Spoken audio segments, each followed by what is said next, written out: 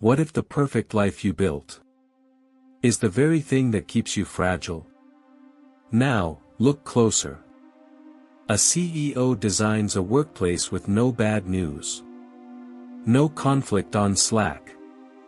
No dissent in meetings. Only positive energy and polished updates. He calls it culture. But everyone learns the real rule quickly. Pain is not allowed to exist here. So problems don't disappear. They go underground. And that is how a golden cage is built. In many dramatized retellings of an ancient story, a king tries to create a perfect world for his son. Not because he hates the world. Because he fears what the world might do. He shields the young prince from hunger. From sickness. From aging. From death. He believes peace can be engineered. By controlling what the boy is allowed to see. It sounds like love. But love can become avoidance. When it cannot tolerate reality. The first test is comfort. Avoidance always begins innocently. You remove what upsets you. You curate your feed. You avoid hard conversations. You cut out people who drain your energy. You call it self-care. Sometimes it is. But sometimes it is a quiet addiction to comfort. And comfort has a hidden cost. It reduces your capacity. A mind that never practices discomfort cannot meet life without panic. Now, look closer. This is the hypocrisy. You say you're protecting your peace. But you're protecting your preferences. You're not building peace. You're building a system where reality must lie. Just to stay close to you. The second test is control. Once comfort becomes a priority, control becomes a strategy. You try to manage outcomes. Instead of meeting them. You stop asking questions. That might bring unwanted answers. You choose people who agree with you. You promote the ones who never challenge you.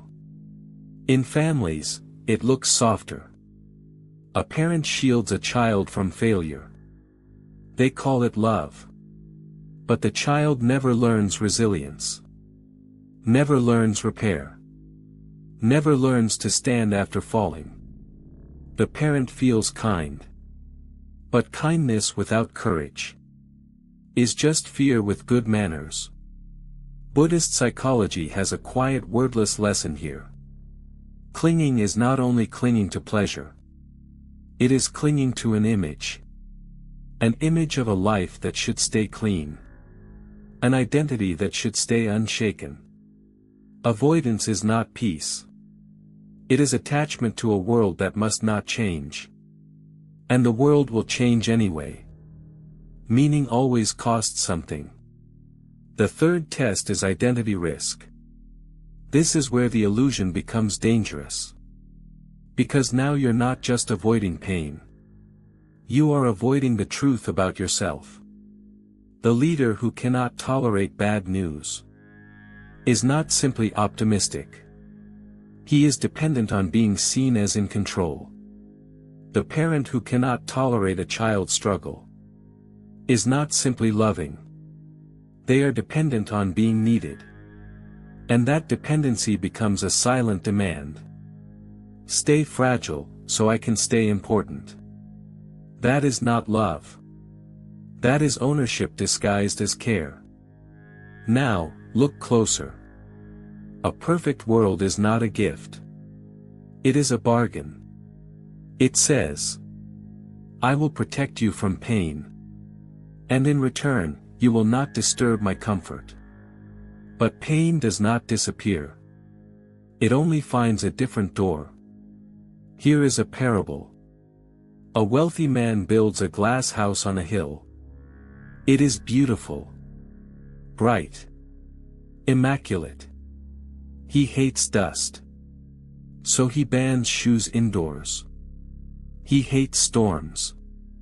So he hires people to watch the sky. And close the shutters early. For years, the house stays perfect. Then one night, a storm arrives faster than expected. The shutters are late. The glass does what glass always does. It breaks. And in the morning, the man doesn't say, "I should have built with stronger materials." He says, "The storm betrayed me." But storms don't betray. They arrive. Now, the mirror.